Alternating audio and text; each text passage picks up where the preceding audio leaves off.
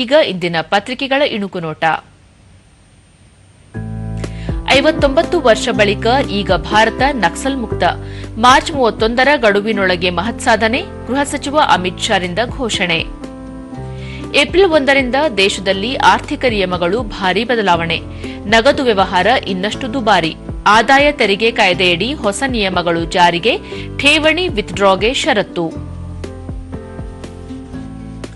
ಉಪಸಮರದಲ್ಲಿ ಸಿದ್ದರಾಮಯ್ಯ ವಿಜಯೇಂದ್ರ ಮತಬೇಟೆ, ಬಾಗಲಕೋಟೆಯಲ್ಲಿ ಅಭ್ಯರ್ಥಿಗಳ ಪರ ನಾಯಕರ ಪ್ರಚಾರ. ಜನಗಣತಿಗೆ ಪಂಚಪಾಲಿಕೆ ಸಜ್ಜು, ನಾಳೆಯಿಂದ ಸ್ವಯಂ ಗಣತಿ ಅವಕಾಶ, ಏಪ್ರಿಲ್ 16ರಿಂದ 2ನೇ ಹಂತ. ಗ್ಯಾಸ್ ಟ್ರಬಲ್ ನೀಗಿಸಲು ಮತ್ತೆ ಸೀಮೆಎಣ್ಣೆ ಮಾರಾಟ, ಪಡಿತರ ಮೂಲಕ ವಿತರಣೆ, ಕರ್ನಾಟಕ ಸೇರಿ 21 ರಾಜ್ಯದಲ್ಲಿ ಜಾರಿ. ಎಲ್ಪಿಜಿ ಪೂರೈಕೆ ಕೊರತೆ ಹಿನ್ನೆಲೆ. ಇವು ಇಂದಿನ ಪತ್ರಿಕೆಗಳ ಪ್ರಮುಖ ಸುದ್ದಿ. ಉಳಿದಂತೆ ಸಂಘರ್ಷ ತೀವ್ರತೆ ಹೆಚ್ಚಳ, ಒಪ್ಪಂದವಾಗದಿದ್ದರೆ ದಾಳಿ, ಟ್ರಂಪ್ ಎಚ್ಚರಿಕೆ.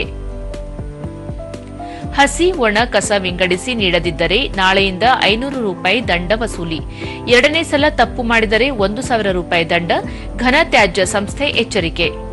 ಬಿಸಿನೆಸ್ ಕಾರಿಡಾರ್ಗೆ ವೇಗ, ₹3,348 ಕೋಟಿ ಟೆಂಡರ್ ಆಹ್ವಾನ, ಶೀಘ್ರವೇ ಸಿವಿಲ್ ಕೆಲಸಗಳು ಆರಂಭ. ನಾಳೆ ರಾತ್ರಿ 12:30ಕ್ಕೆ ಬೆಂಗಳೂರು ಕರಗ ಸಂಭ್ರಮ, ರಾಜಧಾನಿಯ ಐತಿಹಾಸಿಕ ಉತ್ಸವಕ್ಕೆ ಧರ್ಮರಾಯಸ್ವಾಮಿ ದೇಗುಲ ಸಜ್ಜು. ಚಪ್ಪಾಳೆ ಬಯಸದ ಈಜುಕೊಳದ ಮೀನು, ಒಂದೇ ಕೂಟದಲ್ಲಿ 8 ಸ್ವರ್ಣ ಪದಕಗಳಿಗೆ ಕೊರಳೊಡ್ಡಿದ ದಾವಣಗೆರೆಯ ಮಣಿಕಂಠ.